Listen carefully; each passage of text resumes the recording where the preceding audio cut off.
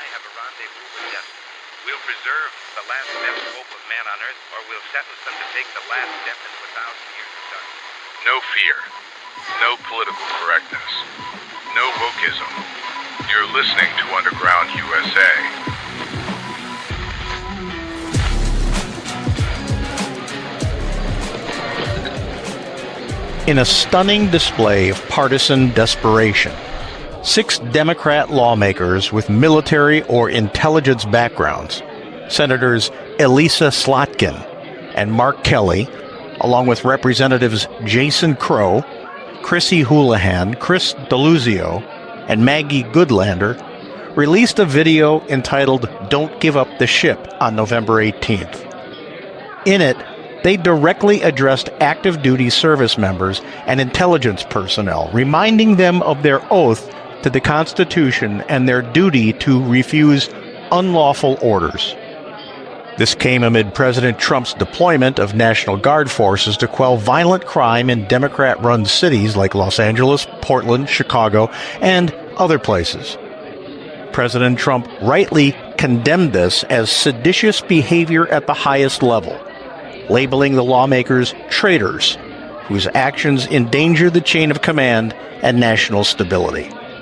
To wit, those who cloak their political opposition in faux concern for the Constitution while actively undermining civilian control of the military are the real threat to the Republic. To understand why this intervention is so pernicious, one must first grasp what constitutes a truly unlawful order under U.S. military law. The Uniform Code of Military Justice and long-standing precedent make clear that service members are obligated to disobey orders that are manifestly illegal. That is, orders that clearly violate the Constitution, federal law, or the laws of war, where no reasonable person could believe them lawful. The Department of Defense Law of War Manual and court-martial precedents emphasize that the illegality must be patent and palpable. Classic examples include orders to commit war crimes, such as murdering unarmed civilians or prisoners. History provides sobering illustrations. The most infamous U.S. case is the 1968 My Lai massacre during the Vietnam War, where Lieutenant William Calley ordered and participated in the slaughter of hundreds of unarmed Vietnamese villagers. Calley's defense, "I was only following orders," was rejected. He was convicted of premeditated murder because the order to kill non-combatants was manifestly unlawful. The courts-martial of Calley and Captain Ernest Medina reaffirmed that superior orders is no defense to obvious crimes. Similarly, post-World War II Nuremberg trials established that Nazi officers could not hide behind Hitler's directives to exterminate Jews or execute prisoners. Such orders were void ab initio. In American jurisprudence, cases like United States versus Keenan in 1969 further solidified that an order to commit a serious crime against civilians carries no legitimacy. These are not gray area policy disputes. They are blatant criminal acts. Sedition, by contrast, strikes at the heart of governmental authority without necessarily invoking overt violence. Under 18 Section U.S.C. 2384, seditious conspiracy occurs when 2 or more persons conspire to oppose by force the authority of the United States, to prevent or delay the execution of any law, or to seize federal property.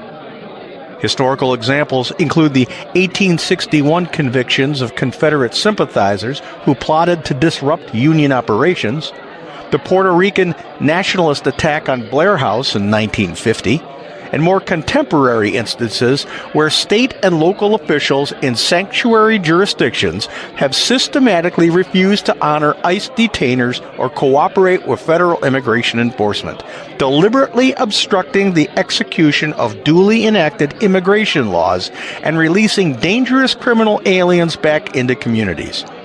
Actions that federal authorities have repeatedly condemned as endangering public safety and defying the Supremacy Clause.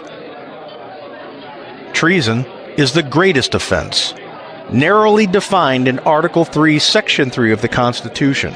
Quote, treason against the United States shall consist only in levying war against them, or in adhering to their enemies, giving them aid and comfort, unquote. The framers deliberately made it difficult to prove, requiring 2 witnesses to the same overt act or a confession in open court. There have been fewer than 40 treason prosecutions in U.S. history, and even fewer convictions. Aaron Burr was acquitted in 1807 despite allegations of plotting to detach Western territories. During World War II, the Rosenberg spy ring was convicted of espionage, not treason, for passing atomic secrets to the Soviet Union, while Tokyo Rose was controversially convicted of treason for wartime broadcasts, but later pardoned.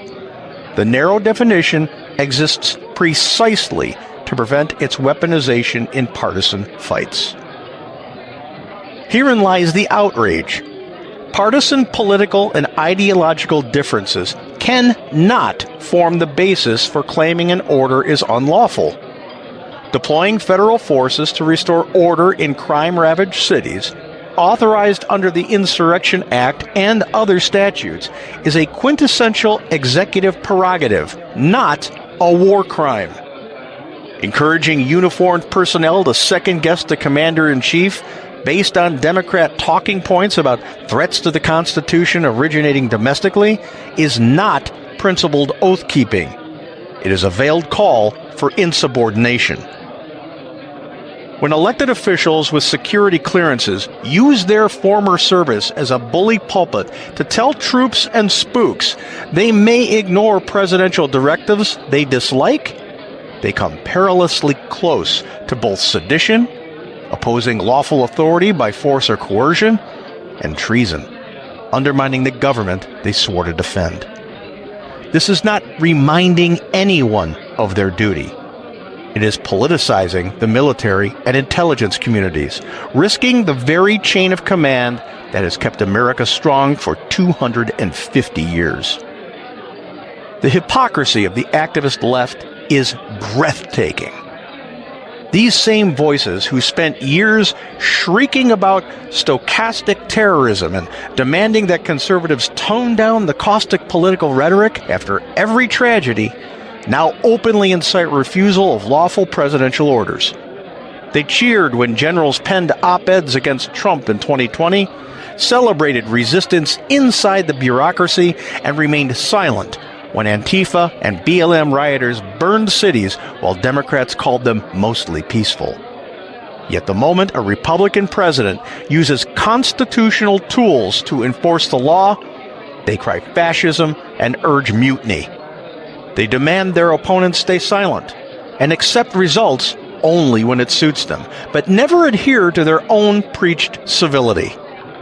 If any faction is flirting with a second U.S. Civil War through relentless institutional subversion, erosion of norms, and now direct appeals to the military and clandestine services to defy civilian leadership, it is the ideological, activist, Marxist left. Their actions are not patriotic dissent.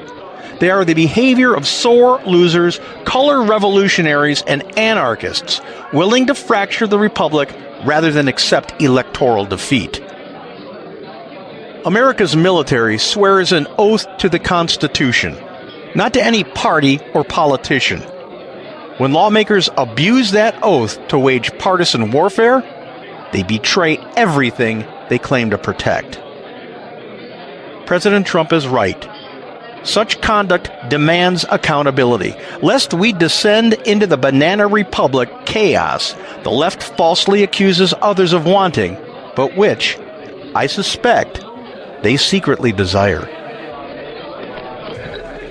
When we come back, our segment on America's Third Watch, broadcast nationally from our flagship station, WGUL, AM 860 and FM 93.7 in Tampa, Florida.